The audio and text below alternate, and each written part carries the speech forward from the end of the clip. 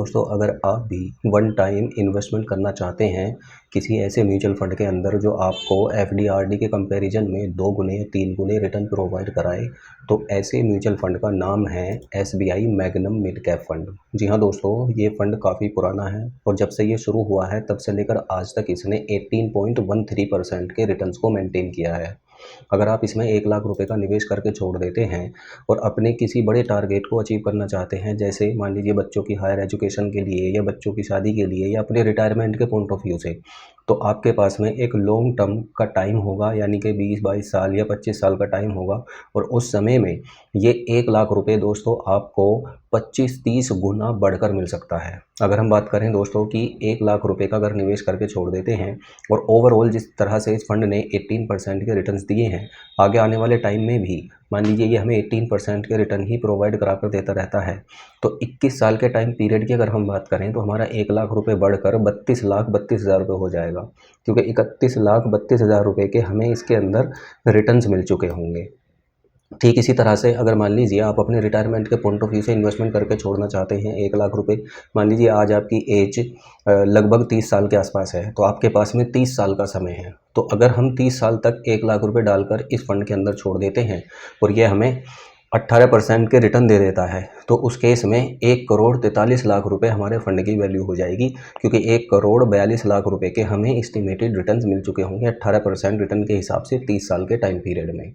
अब सपोज़ आपके पास में है 15 साल का टाइम और 15 साल तक आप इन्वेस्टेड रहना चाहते हैं, तो हमारा 1 लाख रुपये बढ़कर 11,97,000 रुपये हो जाएगा, क्योंकि 10,97,000 रुपये के हमें इसके अंदर एस्टिमेटेड रिटर्न्स मिल चुके होंगे। अब दोस्तों,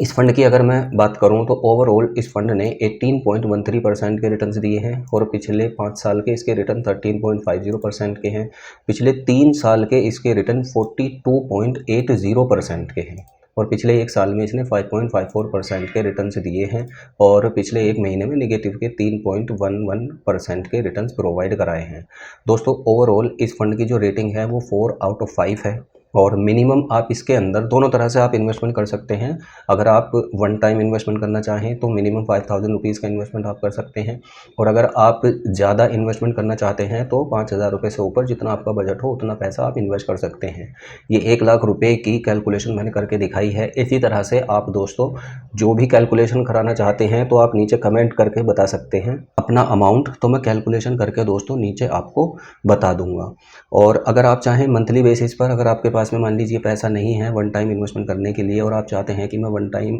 इन्वेस्टमेंट ना करके मंथली बेसिस पर इन्वेस्टमेंट करूं, तो आप 500 rupees per month minimum amount invest कर सकते हैं और मैक्सिमम जितना आप चाहेंगे उतना इन्वेस्टमेंट आप कर सकते हैं। इस फंड का साइज़ भी काफ़ी बड़ा है, 8732 करोड़ रुपये लगभग इस फंड का साइज़ है, यानी कि 8732 करोड़ रुपये लोगों ने इसके अंदर इन्वेस्ट किए हुए हैं।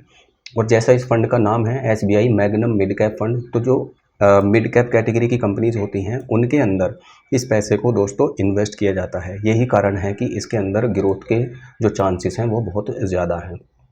तो अगर आप भी इस फंड के अंदर इन्वेस्टमेंट करना चाहते हैं तो आप खुद से इन्वेस्टमेंट कर सकते हैं। उसके लिए आपके पास में एक डीमैट अकाउंट का होना ज़रूरी है। ये डीमैट अकाउंट आप नीचे डिस्क्रिप्शन बॉक्स में लिंक है, उस पर क्लिक करके आप ओपन कर सकते हैं। आप अगर चाहें तो पेटीएम मनी के थ्रू भी इन्वेस्टमेंट कर सकते हैं, जो आपको 1 भी रुपये का कमीशन देने की ज़रूरत नहीं है और डायरेक्ट आपका इन्वेस्टमेंट होता है, यानी किसी भी तरह का कोई भी जो कमीशन है वो डिडक्ट नहीं होता। और आप अगर चाहते हैं तो आप जो डीमैट अकाउंट है ओपन करके तब भी इसके अंदर इन्वेस्टमेंट कर सकते हैं। तो नीचे ज़ीरोधा और एंजल वन का भी लिंक अवेलेबल है, आप अगर चाहें तो उनके अंदर भी अकाउंट ओपन करके अपनी इन्वेस्टमेंट की जर्नी को शुरू कर सकते हैं। एसबीआई के इस शानदार फंड का नाम है SBI Magnum mid cap fund. धन्यवाद।